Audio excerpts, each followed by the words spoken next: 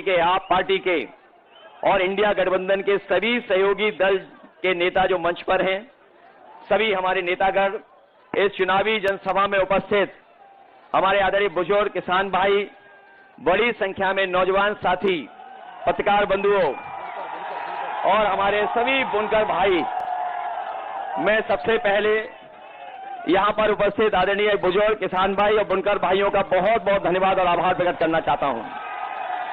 वहीं मैं देख रहा हूं जहां गर्मी इतनी है और उमस है और पिछले लगभग 4 घंटे से आप लोग यहां पर हैं और आखिरी दिन है चुनाव का, आज आखिरी प्रचार का दिन है और मैं जो जोश उत्साह देख रहा हूं, ये जो समर्थन हमें दिखाई दे रहा है, दूर तक जहां सड़क पर लोग हैं, पंडाल में तो है ही, लेकिन पंडाल के बाहर भी जहां कहीं छाया मिल रही है वहां भी दिख रहे हैं हमें। और ये जो छोटा हाथी दिखाई दे रहा है उसके ऊपर भी लोग खड़े हैं, ये मंच भरा दिखाई दे रहा है। दूर हेलीकॉप्टर के आगे भी लोग हमें दिखाई दे रहे थे, पीछे भी हैं और जब नीचे से नहीं दिखाई दे रहे थे तो मंच को देखने के लिए कोई खंबा नहीं बचा।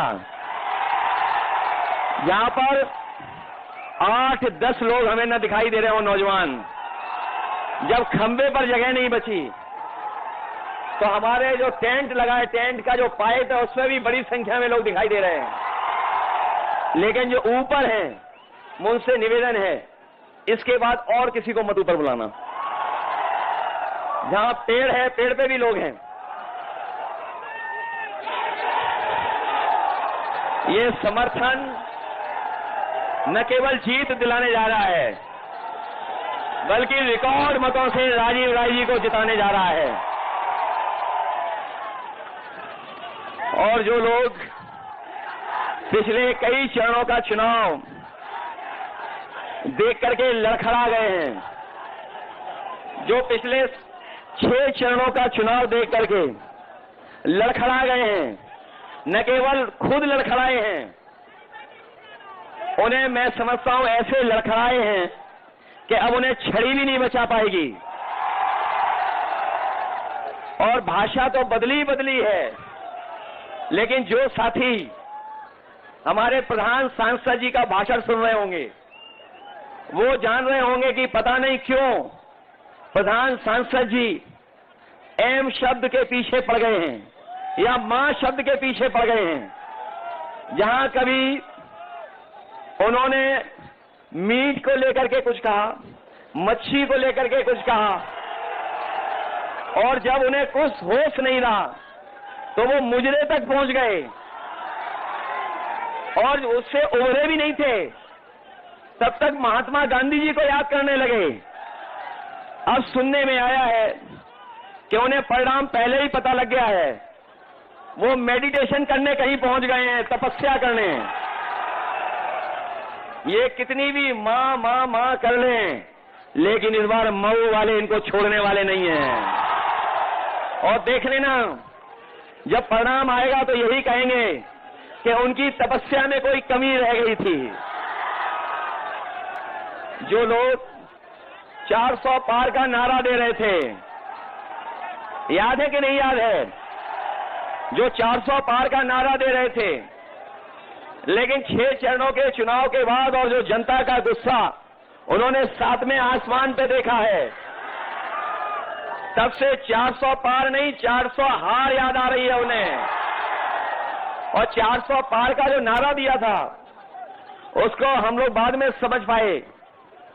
हमारे साथी जानते होंगे, कुछ लोकसभा के बारे में जो गिनती है, जो लोकसभा के सांसद हैं वो लोकसभा में 543 बैठते हैं, और अगर ये बीजेपी वाले 400 पार की बात कर रहे थे तो बताओ 543 में 400 पार कितनी सीटें हैं? 100। इस बार इन्हें 143 भी नहीं मिलेंगी। इस देश की जो 140 करोड़ की जनता है वो इन्हें 140 सीटों के लिए भी तरसा देगी। और इसलिए तरसाएगी क्योंकि इस बार इन्होंने किसानों को धोखा दिया, नौजवानों को धोखा दिया, हमारी माताएं बहनों को धोखा दिया। इस बार इन पर ये तीनों लोग मिलकर के वार करने जा रहे हैं, त्रिकोणी वार होने जा रहा है।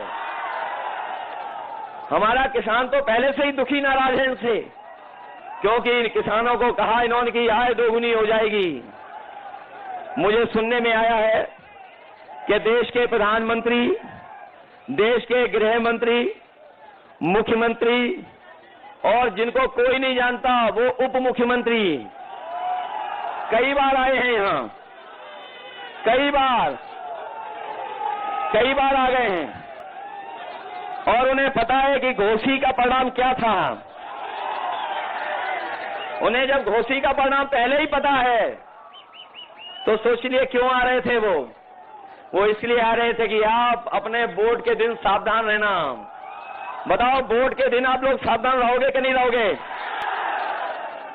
जहां इन्होंने किसानों को धोखा दिया था, वहीं हमारे नौजवान जानते होंगे कि एक एक नौजवान को इन्होंने जब कभी परीक्षा देने गया तो इन्हें धोखा मिला है। कोई परीक्षा ये सरकार नहीं करा पाई। जब भी परीक्षा हुई इस सरकार में पेपर लीक हो गया और पता नहीं कहां पर लीक है जो अभी तक सरकार लीकेज नहीं रोक पाई है। बताओ पेपर लीक हुए कि नहीं हुए? और जो नौजवान जानता होगा, जिसने परीक्षा की तैयारी की होगी, पढ़ा लिखा, अभी तक जितनी भी परीक्षाएं हुई हैं सब परीक्षाओं के पेपर लीक हो गए। और याद रखना नौजवान साथियों, ये पेपर लीक नहीं हुए हैं, इस सरकार ने जानबूझ करके पेपर लीक कराए हैं और इसलिए पेपर लीक कराए जिससे नौजवानों को उन्हें नौकरी न देनी पड़ जाए।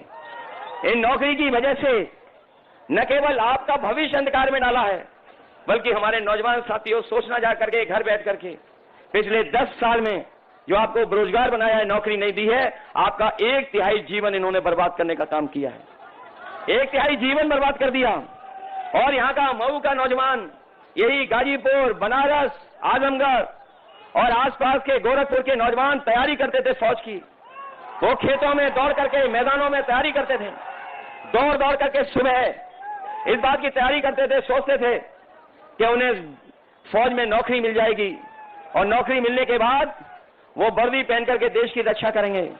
लेकिन इस सरकार ने ये जो आधी अधूरी नौकरी की व्यवस्था की है, जो अग्निवीर वाली व्यवस्था की है, हमारा नौजवान जानता होगा ये जो अग्निवीर व्यवस्था है, इसमें न पक्की नौकरी मिलनी है, न नौकरी अगर मिल भी गई और फौज में अगर चले भी गए और अगर शहीद हो गए तो न केवल आपको धोखा मिलेगा वहां पर, न शहीद का दर्जा मिलेगा, न सुविधाएं मिलेंगी और आपको कोई सम्मान भी नहीं मिलेगा। इसलिए समाजवादी पार्टी और इंडिया गठबंधन अपने नौजवानों को कहके जा रही है कि जब कभी भी सरकार बनेगी 4 तारीख को ये अग्निवीर व्यवस्था हमेशा हमेशा के लिए खत्म हो जाएगी और पहले जैसी नौकरी जहां पर पक्की वर्दी पहनने को मिलती थी, पक्की नौकरी मिलती थी, वही व्यवस्था लागू करेंगे। और न केवल व्यवस्था लागू करेंगे बल्कि हम लोग तमाम नौजवानों को जिनकी भर्ती छूट गई है उम्र की भी छूट देंगे, संख्या भी बढ़ाएंगे, जिससे ज्यादा से ज्यादा लोगों को, नौजवानों को नौकरी मिल जाए और वर्दी पहनने को मिल जाए। साथियों, आज हम अपने खाकी वर्दी पहने वाले भी साथियों को देख रहे हैं। जैसे हमारा आपका पसीना निकल रहा है, इनका भी पसीना निकला जा रहा है और ये भी चिंता में है कि अभी तो फौज की नौकरी हुई है 4 साल की, ये बीजेपी वाले कहीं आ गए तो हो सकता है खाकी वर्दी पहनने वालों की भी नौकरी 3 साल की कर दें। इसलिए हम इन्हें अपने खाकी पहनने वालों को भी सावधान करने आए हैं। जब ये बात मैं कहता हूं तो ये पत्रकार साथी पूछते हैं हमसे कि बताओ कैसे हो जाएगी हमारे खाकी वर्दी पहनने वालों की, तो मैं उन्हें जवाब में कहता हूं कि बताओ अभी तक जो बीजेपी ने फैसले लिए हैं, क्या आपको पता था वो ऐसे फैसले ले लेंगे? क्या आपको पता था कि रेलवे स्टेशन भेज देंगे? क्या आपको पता था ट्रेनें भेज देंगे? क्या आपको पता था हवाई अड्डे भेज देंगे? क्या आपको पता था कि हवाई जहाज भेज देंगे? क्या आपको पता था कि इलाहाबाद बैंक बिक जाएगी? क्या आपको पता था कि सरकारी नौकरी संविदा पे चली जाएंगी? क्या आपको पता था कि बोरी से चोरी हो जाएगी? क्या आपको पता था कि जीएसटी लगा देंगे और सब महंगा कर देंगे? क्या आपको पता था कि डीजल पेट्रोल महंगा हो जाएगा? क्या आपको पता था कि आधी रात नोटबंदी हो जाएगी? तो जब नहीं पता था और नहीं पता था अग्निवीर का, तो हो सकता है बीजेपी वाले खाकी वर्दी पहनने वालों की भी नौकरी 3 साल की कर दें। इसलिए हम इन्हें भी सावधान करने आए हैं बताओ बोरी से चोरी हो गई कि नहीं हो गई? पहले कितने किलो की चोरी हुई और फिर कितनी हो गई? हो गई 10 किलो की चोरी। और हम तो कई बार कह चुके हैं, ये बोरी की चोरी बीजेपी वाले पार्ले जी बिस्किट पैकेट से सीख के आए हैं, जिन्होंने कभी बाजार में देखा होगा। पहले बिस्किट का पैकेट कितना बड़ा आता था? बताओ, इतना बड़ा आता था कि नहीं आता था? और जैसे जैसे महंगाई बढ़ी और उन्होंने मुनाफा कमाना शुरू किया, बताओ बिस्किट पैकेट कितना छोटा हो गया? बताओ 5 बिस्किट का पैकेट हो गया कि नहीं हो गया? ये लोग आ गए तो हो सकता है 1 बिस्किट वाला पैकेट मिले। मैं देख रहा हूं ये टैटू गैंग बिस्किट का पैकेट दिखा रहा है। अभी तो 5 का हुआ है, खोल के देखो कितने का है। अभी तो 5 का हुआ है, आने वाले समय में 1 का हो जाएगा। बताओ आपके गैस का सिलेंडर कहां पहुंच गया? और ये नौजवान हमारे जो मोटरसाइकिल खरीदते थे, पहले कितने की आती थी और आज कितने की आ रही है? 1 लाख हो गई कि नहीं हो गई?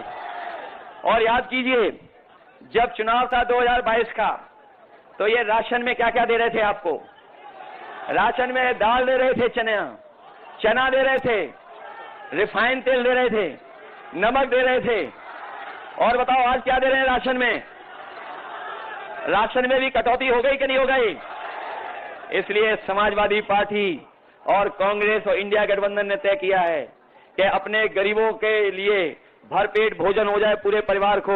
इसलिए राशन को बढ़ाने का काम करेंगे, गुणवत्ता अच्छा करेंगे। और जिस तरीके से संपन्न लोग आजकल बाजार में पैकेट का आटा खरीद रहे हैं, जो गुणवत्ता में अच्छा है और पौष्टिक भी है, तो हम अपने गरीब परिवार के लोगों को भरोसा दिला के जा रहे हैं। जहां राशन बढ़ेगा, मात्रा बढ़ाएंगे, गुणवत्ता ठीक करेंगे और पैकेट के आटा के साथ साथ आपको डाटा भी फ्री देने का काम करेंगे। आटा आपके स्वास्थ्य को बेहतर रखेगा और डाटा आपको आपके मोबाइल चलाने के काम आएगा और उससे जानकारी हासिल कर लोगे। जो पढ़े लिखे नौजवान हैं वो नौकरी ढूंढ लेंगे, ऑनलाइन पढ़ाई भी कर लेंगे और कोई जरूरत होगी जानकारी हासिल